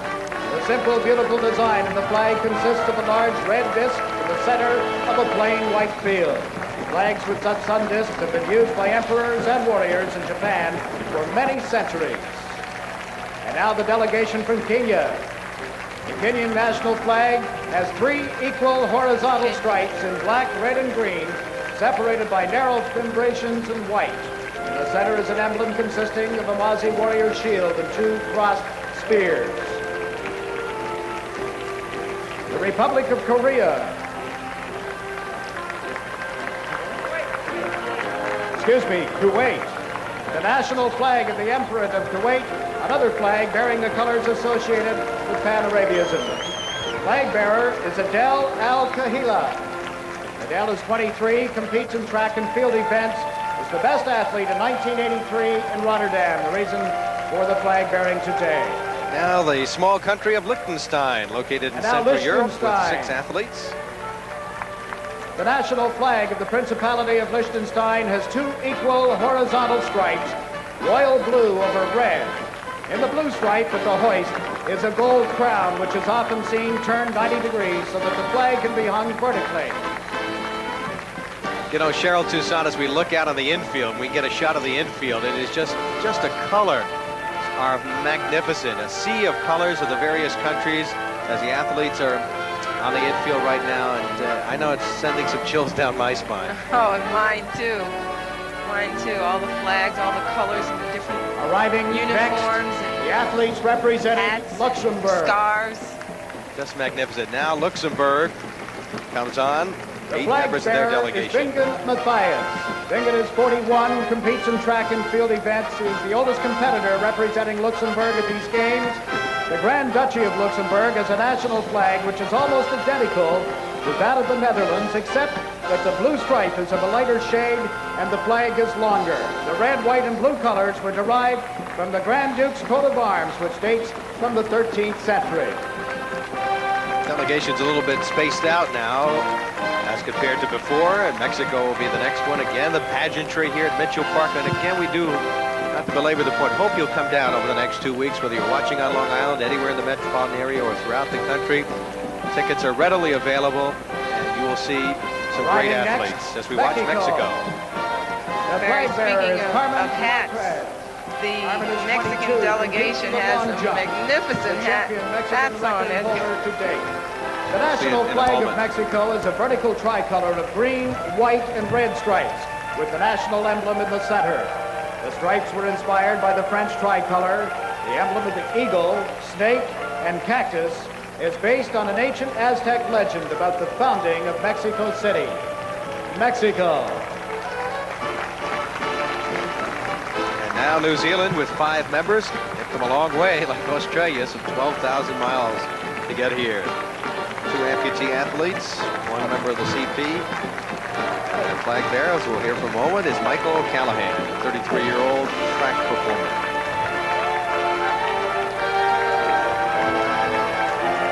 You know, looking at the faces, Cheryl, as they come by the presidential box, it's remarkable. It's so New full of Zealand's joy. flag bearer is Michael O'Callaghan. Michael is 33 years of age, competes in track events. He is the senior member of their team and thus chosen to carry the flag. Like Australia, New Zealand flies a national flag based on the design of the British blue ensign. It also incorporates the Southern Cross constellation in the flag, but includes only 4 of the stars. These were colored red and fimbriated in white. The New Zealand flag was adopted in 1902. As New Zealand passes in review, now one of the interesting groups from Norway, and they certainly are nattily dressed in white. Next, the contingent from Norway. The flag bearer is Erling Trondensen. Erling competes in swimming. Erling is 25 years of age, an outstanding sportsman, a gold medal winner in freestyle and butterfly, and 65 world records to his credit since 1976.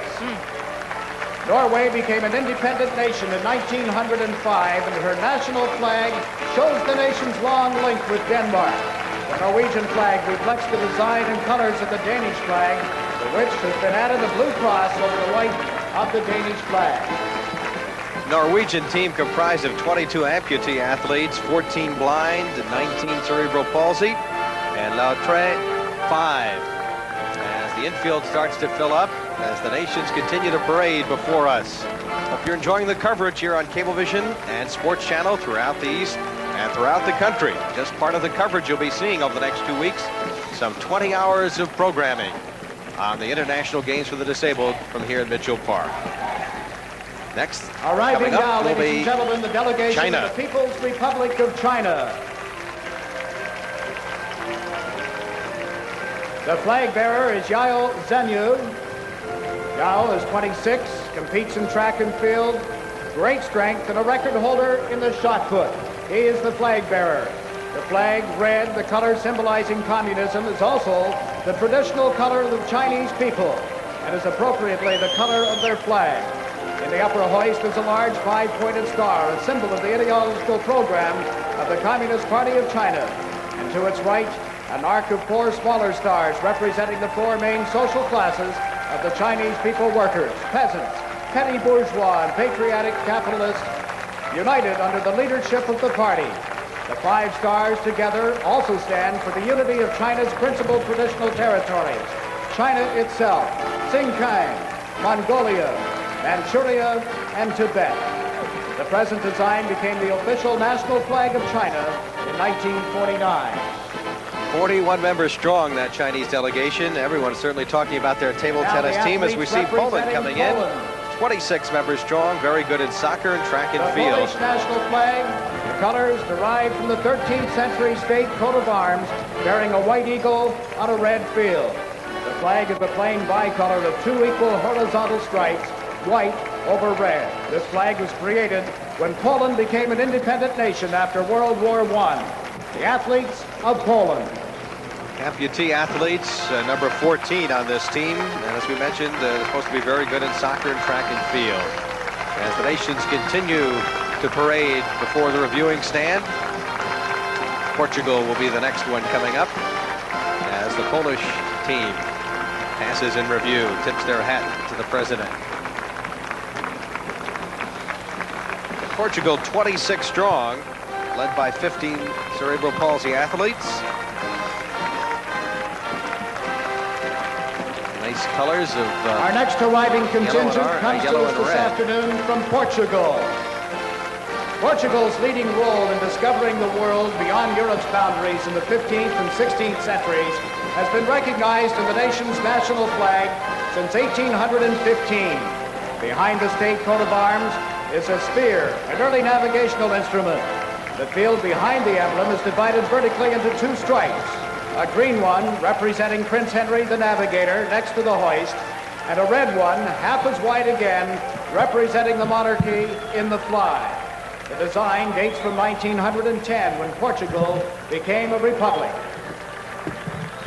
And as Portugal passes in review, next up will be the Republic of South Korea. There's President Reagan. South Korea with a 30-member delegation. Blind athletes 3, amputee 1, cerebral palsy 2. The Republic of Korea. The flag bearer is Young Pil Song. Young is 17 years of age, is a swimmer, is athletic representative of the nation. The flag, white, the traditional color of the Korean people, appears in the national flag, where it also expresses the desire for peace. In the center is a disc halved by an S-shaped line, the upper half being red and the lower half blue.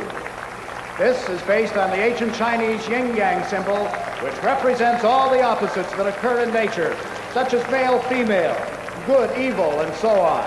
In the corner of the flag are 4 trigrams, each one representing one of the 4 seasons, and cardinal points, and one of the elements of the universe, the earth, moon, sun, and heaven. The present flag of the People's Republic of Korea was adopted in 1950.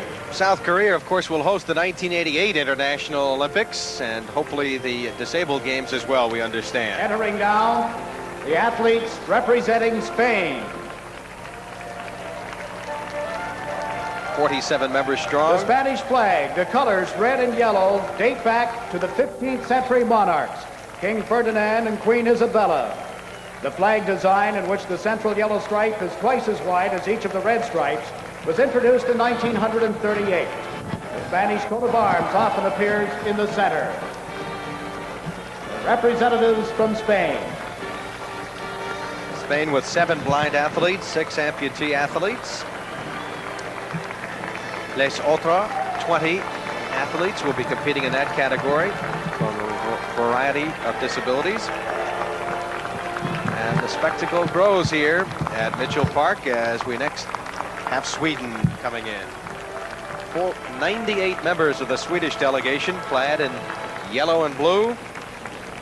30 amputee athletes and 20 from cerebral palsy will lead them. A very strong overall team, we're told. Sweden.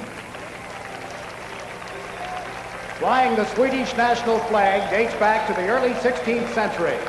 The flag is a gold and yellow Scandinavian cross on a blue field. The colors were derived from the ancient state coat of arms dating from 1364, which bears 3 golden yellow crowns on a blue field.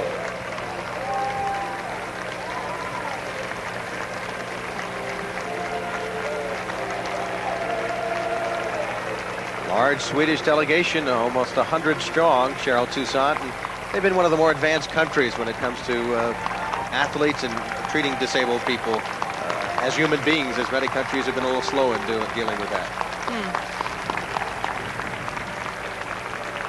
So Sweden is the country coming in.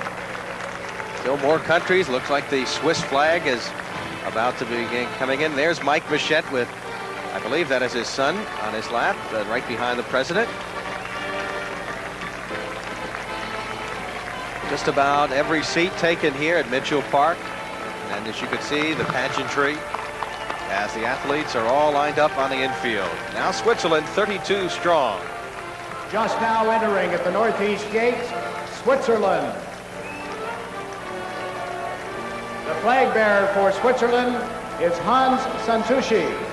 Hans is 33, competes in the high jump. A square flag bearing a white Greek cross on a red field has been the official national flag of the Swiss Confederation since 1848. But the use of this emblem by the Swiss goes back many centuries. A medieval chronicle describes Swiss soldiers marching out to fight oppressive rulers in 1339 wearing a distinguishing emblem, the sign of the Holy Cross, a white cross on a red shield. The athletes of Switzerland. 7 cerebral palsy athletes, 6 blind athletes, 3 amputees will be manning the Swiss team. Now we have, I believe, Thailand coming in. Small delegation. And now we welcome Thailand. Since 1917, the design of the flag of Thailand, land of the free, has been a horizontally striped flag of red, white, and blue. Each of the red and white stripes is 1/6 of the width of the flag, while the central blue stripe is 1/3 of the width.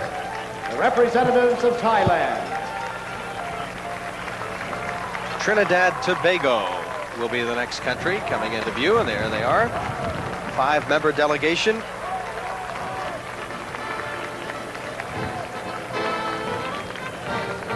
And now our athletes from Trinidad Tobago. Since their independence from Britain in 1962, the islands of Trinidad Tobago have flown a red flag with a a black stripe, fimbriated in white, running diagonally from the top of the hoist to the foot of the fly. The red is said to stand for the warmth of the people, the black for their strength and the wealth of the islands, and the white for the sea and the aspirations of the people of Trinidad Tobago.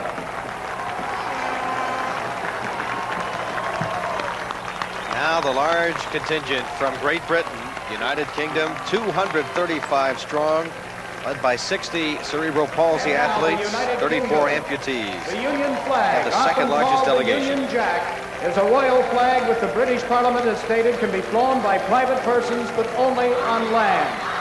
The United Kingdom has no official national flag for use by private citizens. The Union flag is a combination of flags representing parts of the United Kingdom, excepting Wales. The flag incorporates the red St. George's Cross of England, fimbriated in white, with the St. Andrew's Satire of Scotland as its field.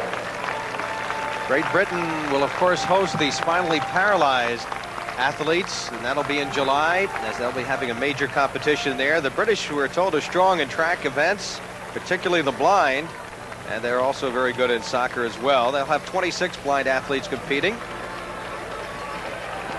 And the Parade of Nations continues here. Looks like more members of the British delegation coming in.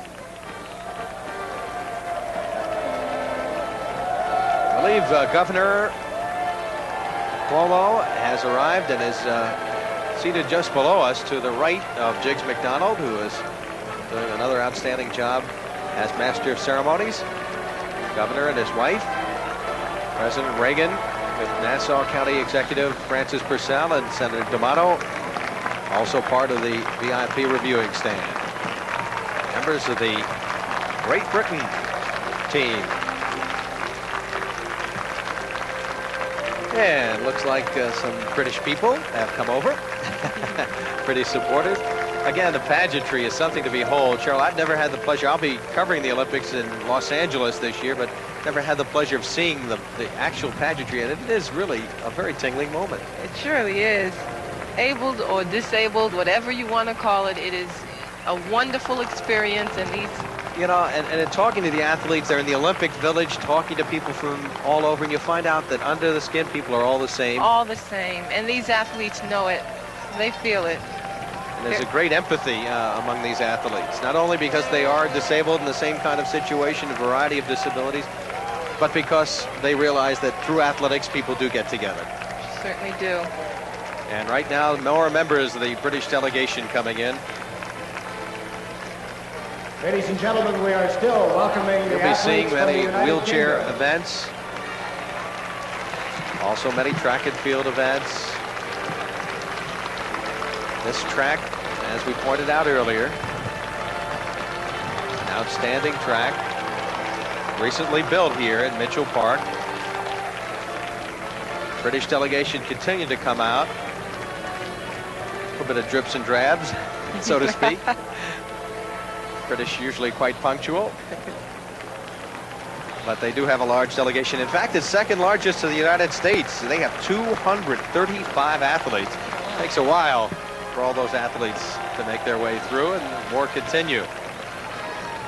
And the weather really has held off so far. The threat of rain has been with us throughout the afternoon, Cheryl Toussaint, but we have not had the rain so far, and that's a good sign. And there's a look at the president. Kathy Crosby behind him. That's Mike Machette, the gentleman with the glasses touching his forehead. And He looks pleased so far. Things have gone well so far for the director of these games. For 2 years, he's been working at it. He's obviously prepared well. Of course, the games in 1976 first took place in Toronto. They were in the Netherlands in 1980, and now here in the United States in 1984. And more members of the British team coming on the field. Still more countries to come. Of course, the United States delegation will be the largest of the athletes. We'll be seeing them shortly. Balloons to be let go. A very festive sight here at Mitchell Park. And don't forget, we'll have some 20 hours of programming. Just as a note of interest, ladies and gentlemen, the United Kingdom delegation is the second largest contingent at these games.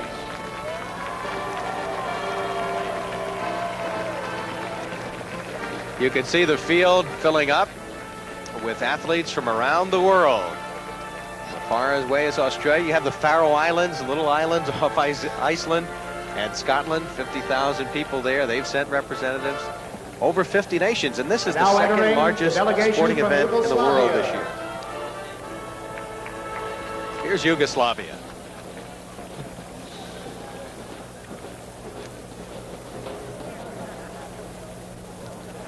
A 60-member delegation.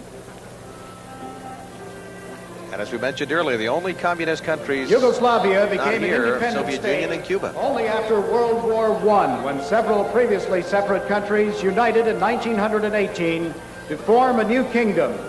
The blue, white, and red colors in the flags of these former states were incorporated into the national flag of the new country, a tricolor of horizontal stripes bearing a coat of arms. In 1946, the coat of arms was replaced by a red star, the symbol of communism. The athletes from Yugoslavia. One of the larger communist delegations, 60 members strong.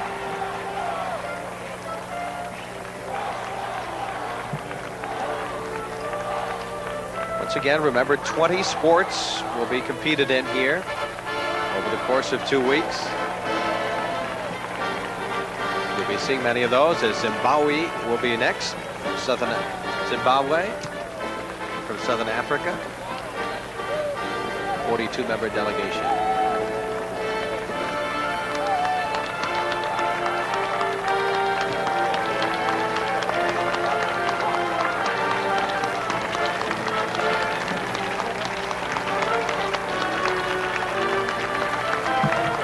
Well, right up here, Cheryl Toussaint.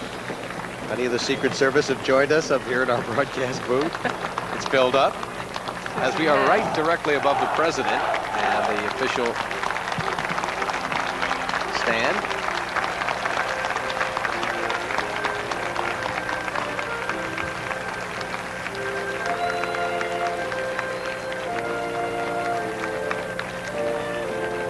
Arriving next, the delegation from Zimbabwe. Delegation comes in. The flag bearer is Arthur James. Arthur is 27, competes in track and field events, and by popular demand of his group was selected as their flag bearer. The flag with the colors green, the vast abundance of greenery, the reason. Yellow symbolizing the mineral wealth. Red is for oppressed nations. Black, majority of the population. A white triangle for peace inside the national bird.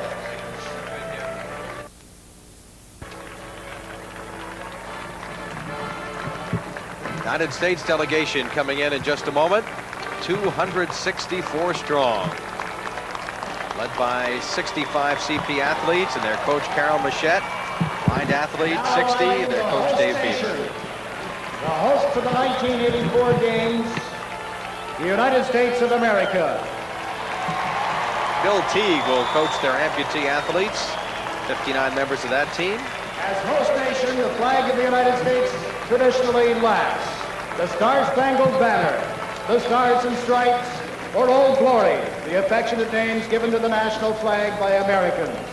The flag has had the same basic design since 1777, and the flag bearer this afternoon is John Jerome. John is 47 years of age, competes in the shot put, discus, and javelin. He was selected as the flag bearer as he is a record holder in many of these events.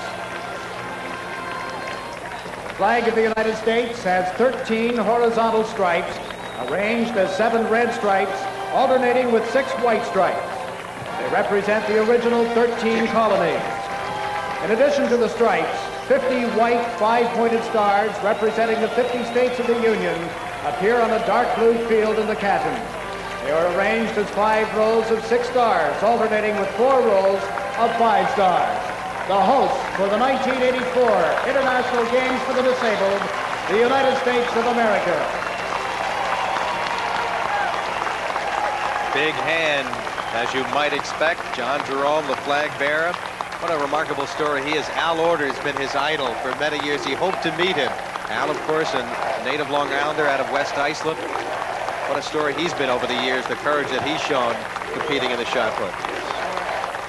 And as the athletes march in review of the president, the governor, Mario Cuomo, and New York's 2 senators, big hand. Ronald Reagan enjoying the activities. Thumbs up, says the president. Wish them good luck. They should do well, the U.S. team. It's swimming and track and field in all divisions, and should clean up in basketball. Ronnie Alsop, one of the outstanding athletes in track and field. Cheryl, we'll be seeing him. He's an amputee athlete.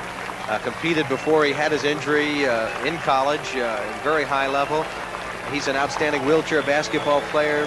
Holds records in several track and field events, and I know we're looking forward to seeing him among many other outstanding athletes from the United States competing here in the International Games for the Disabled. Quite a spectacle. The host team, the United States.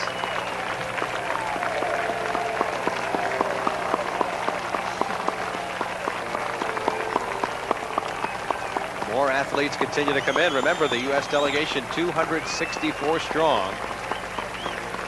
Everybody's got cameras. All the team members.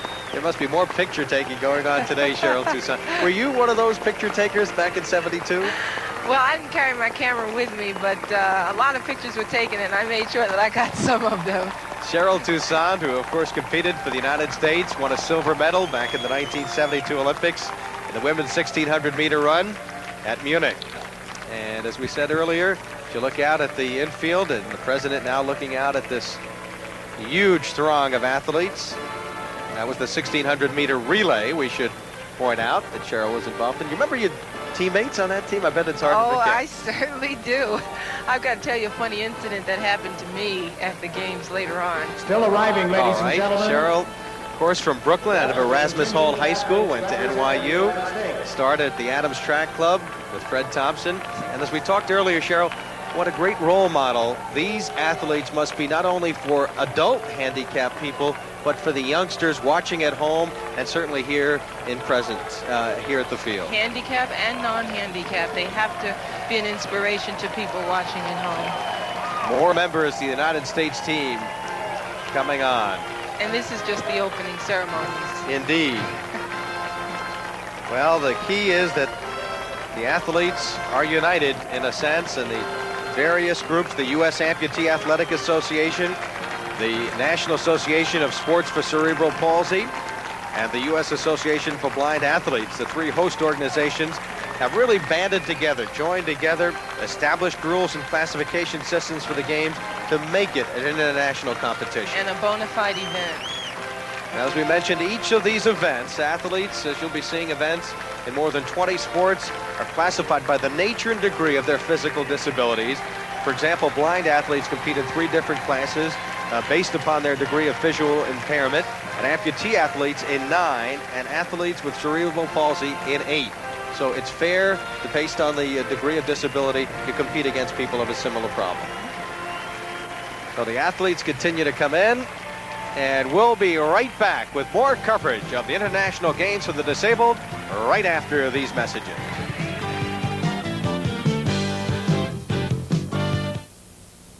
This Bud's for everyone who keeps things rolling on the mighty Mississippi. Breakaway bars, please respond. Let's get him. This is the Navy building. We're right below here, and we're on our way out. I'll come around on the port side and bumper there.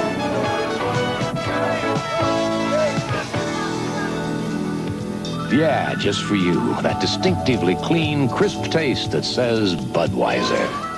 For all you do, this much for you. This may come as a surprise to you, but money does grow on trees. It grows faster at Apple Bank branches all over town, in high-interest CDs, money market accounts, free checking accounts that pay interest. For all you need to help your money grow and grow and grow, visit any full-service Apple Bank branch. Who says money doesn't grow on trees? Apple Bank for Savings. We're good for you. That is the scene here at Mitchell Park. All the athletes on the infield. Mr. William B. Williams. Now we'll have Jiggs McDonald introducing William B. Williams, who will continue with the ceremonies. William B. Williams, noted disc jockey in the New York area, I suggest that and if you've spokesman ever for Genovese wondered about Drugs, the one of the words major courage and sponsors. spirit, you have just seen it unfold before your eyes right here today.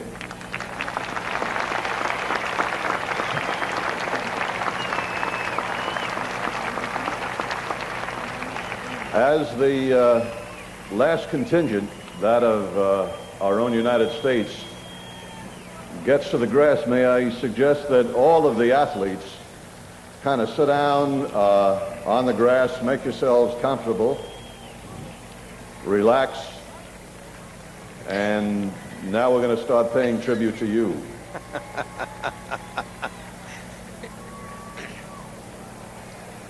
I would direct your attention once again to the stand where Dr. Kirby Dr. Jolly will strike up the Olympic March, and I would ask for a moment if you would join me in welcoming the composer of the Olympic March, Dale Hopper. Mr. Hopper is Dale Hopper, and this is the Olympic March, ladies and gentlemen.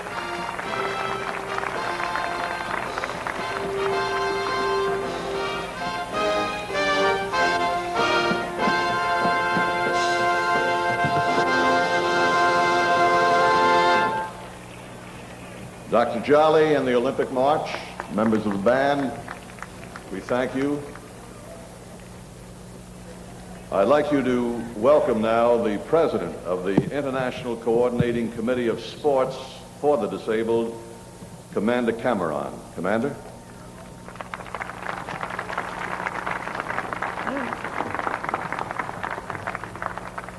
Mr. President, distinguished guests, athletes and friends, as the acting president of the International Coordinating Committee, I and my fellow presidents welcome the athletes and the officials accompanying them to the USA International Games for the Disabled. The first to be held under the overall control of the International Coordinating Committee, with delegated responsibility to your organizing committee here in Nassau County. To reach their goal, this committee, presided over by Dr. Callahan, has had to work doubly hard, as time for the structuring of the Games was very short. It is the biggest event to date of such a nature, involving 1,800 competitors, plus the many officials and escorts. The International Coordinating Committee is where the 4 international organizations offering wide possibilities for sport for the disabled come together in a common forum. The committee had hoped that our 4th member organization would also be staging its section of the Games in the USA.